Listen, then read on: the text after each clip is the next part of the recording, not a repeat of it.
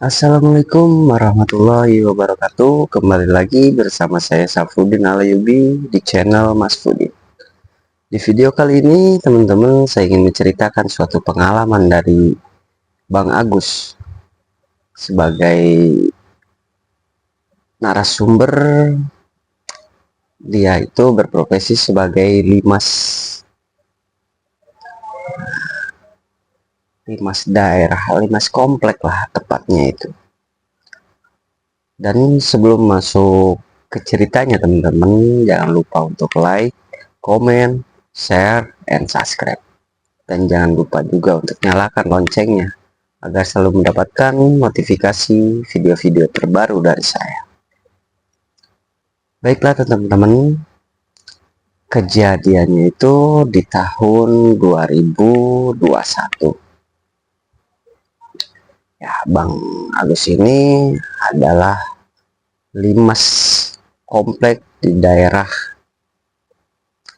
tepatnya di daerah Jawa Barat, yaitu di daerah Bandung. Ketika itu Bang Agus atau Kang Agus ya tepatnya, karena di daerah Bandung itu biasa dipanggilnya Kang atau AA gitu.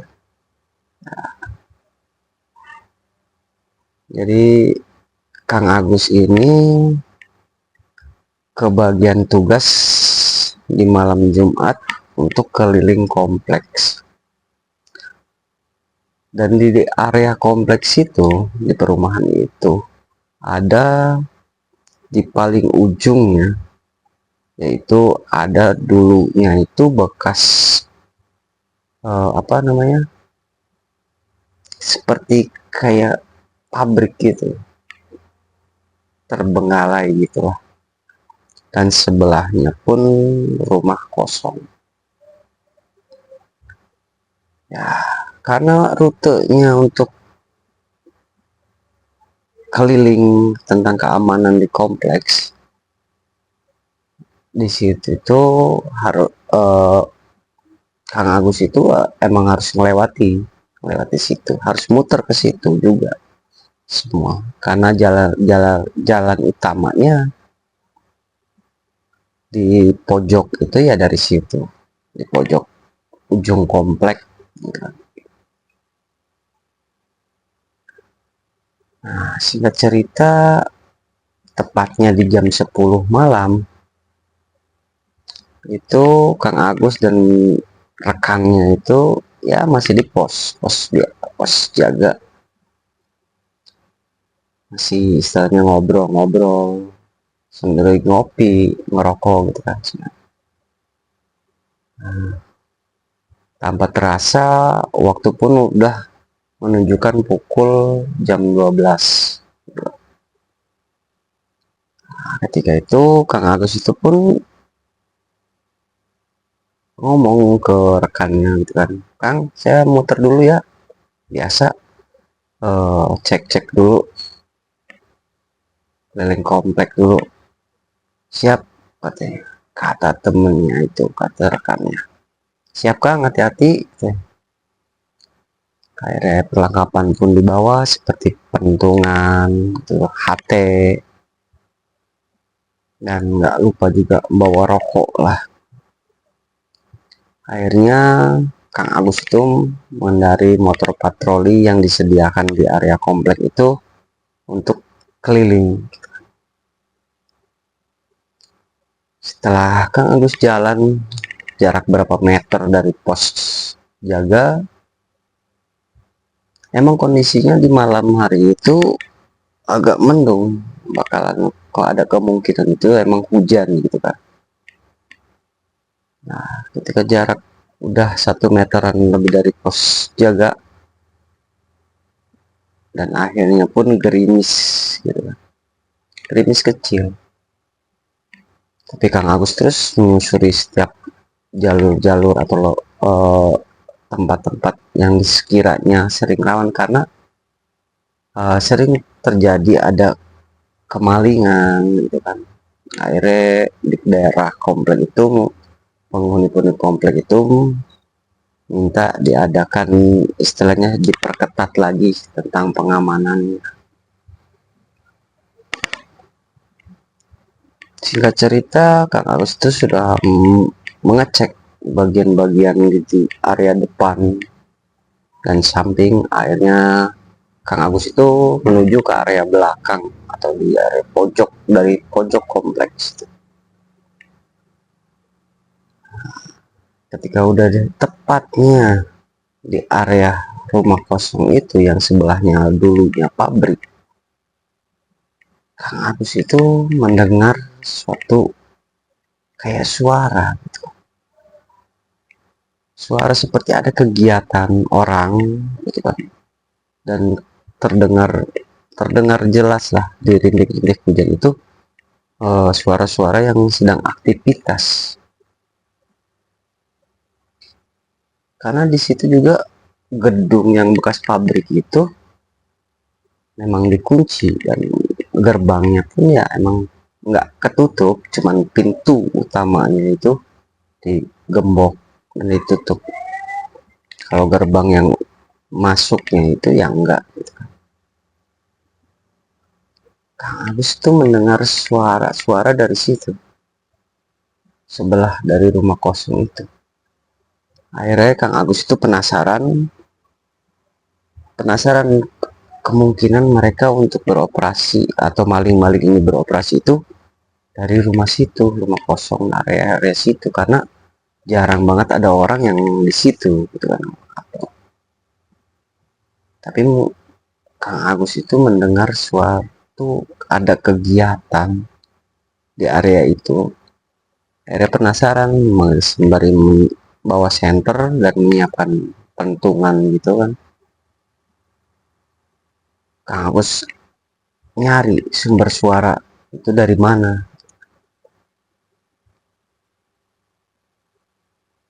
Ketika didekati suaranya, tiba-tiba nggak ada gitu kan. Dan Kang Agus pun bingung. Perasaan di sini ada suara. Apa karena ini aja?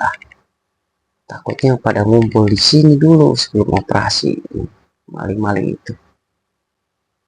Akhirnya Kang Agus pun tadinya berniat untuk mengkontak rekannya itu yang di pos jaga untuk datang ke lokasi mengecek bareng-bareng. Tapi Kang Agus berpikiran, nggak usah lah, sendiri aja katanya.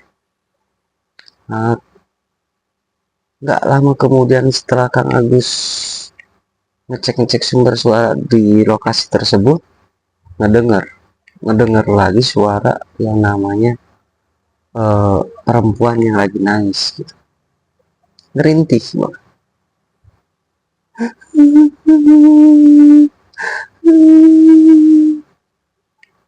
Terdengar sayup-sayup kerintihan tangisan perempuan itu. Kang Agus pun penasaran. Akhirnya Kang Agus pun mencari lagi sumber suara tangisan itu. Sampai-sampai Kang Agus itu ada di area belakang dari pabrik itu.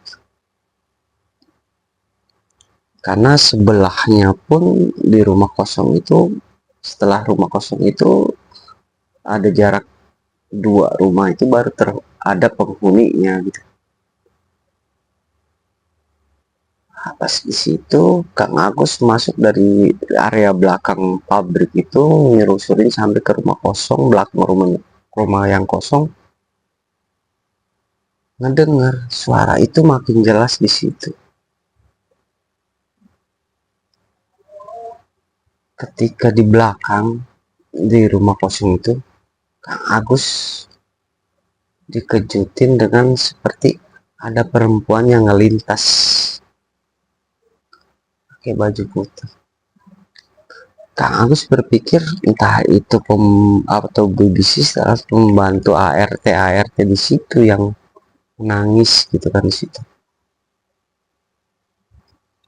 Akhirnya ngelihat sekelebatan jalan si perempuan itu, Kang Agus pun mengikuti pelan-pelan.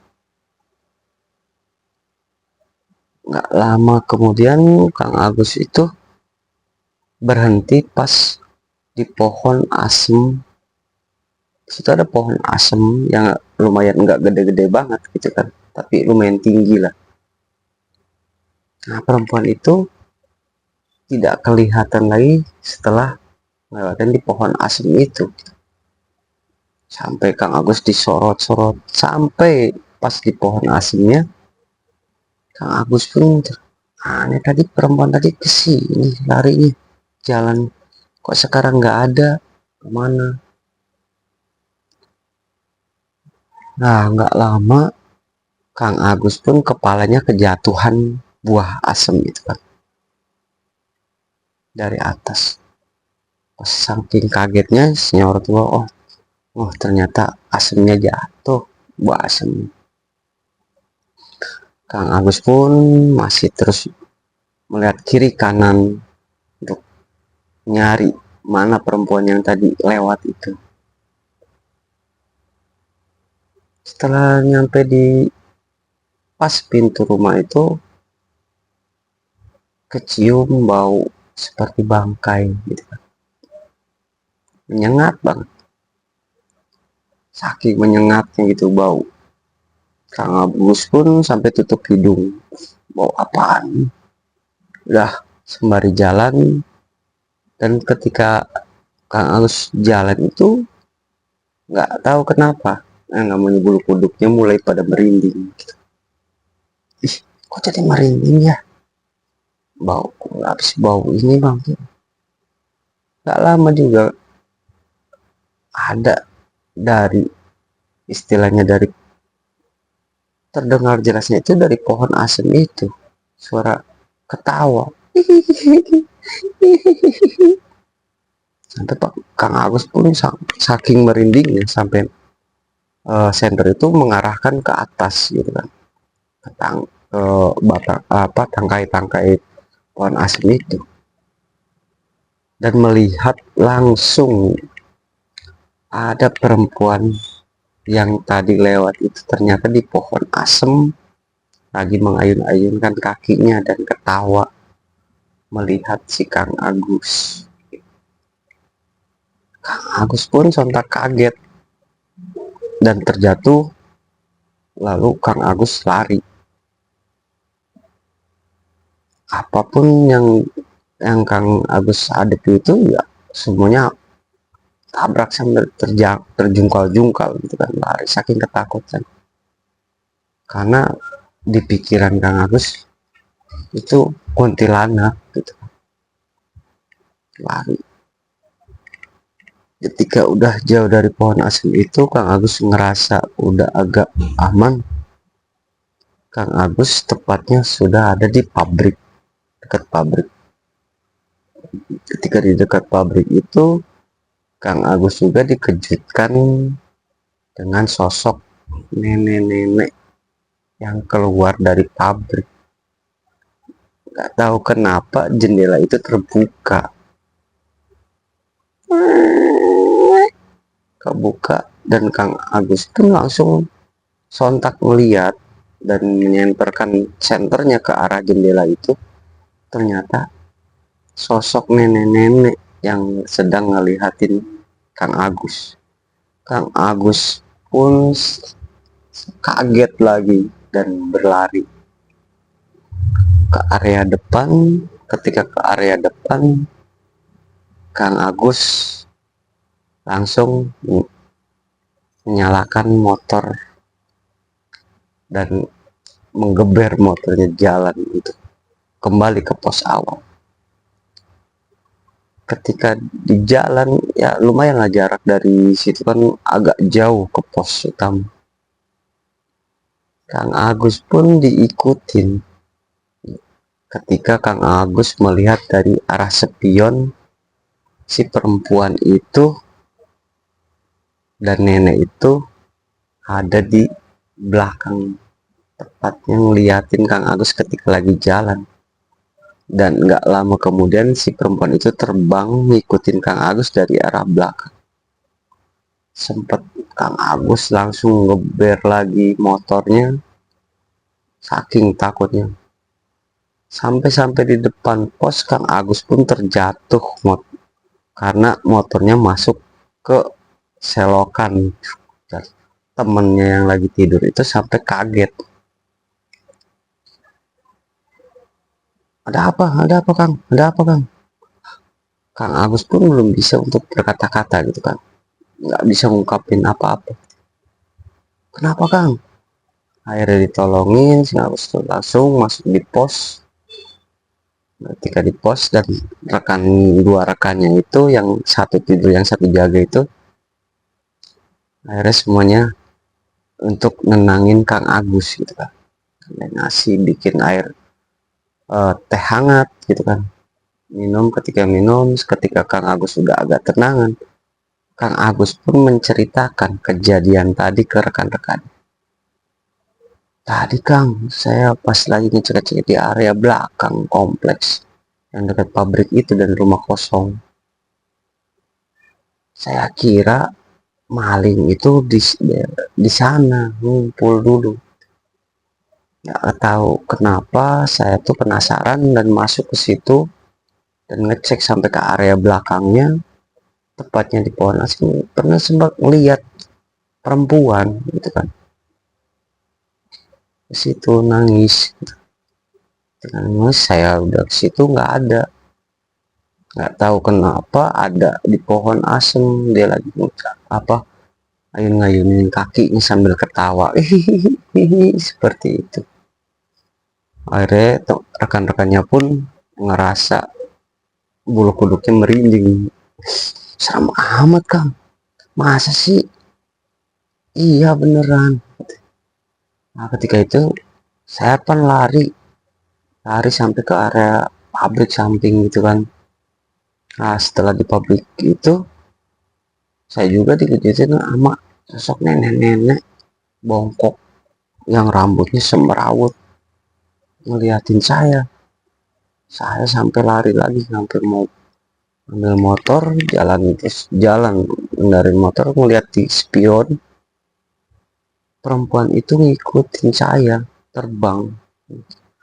Saya sampai sini ngebut dan nggak sadar untuk ngerem, akhirnya jatuh ke got. Dan masa sih Kang, serem amat. Iya pokoknya kayak angker deh di sana katanya. Nah, cerita Kang Agus ke rekan-rekannya itu. Jadilah sempat di area komplek itu ramai dengan cerita kejadian di malam itu tentang si Kang Agus. Dan Kang Agus pun mengalami sakit dan nggak bisa masuk untuk jaga di komplek selama 2 hari karena demam tinggi. Setelah siuman barulah dari orang-orang komplek itu untuk ngadain sebuah, istilahnya memanggil ustadz atau kiai untuk ngedoa untuk ngusir biar nggak ganggu gitu kan. Nah, setelah itu Kang Agus pun ngikut di situ dan Kang Agus pun menceritakan lagi tentang pengalamannya kepada warga-warga yang hadir dan tentunya kepada ustadz atau kiai yang mimpin doa di situ, enggak, atau untuk mengusir makhluk-makhluk itu, menceritakan kejadian.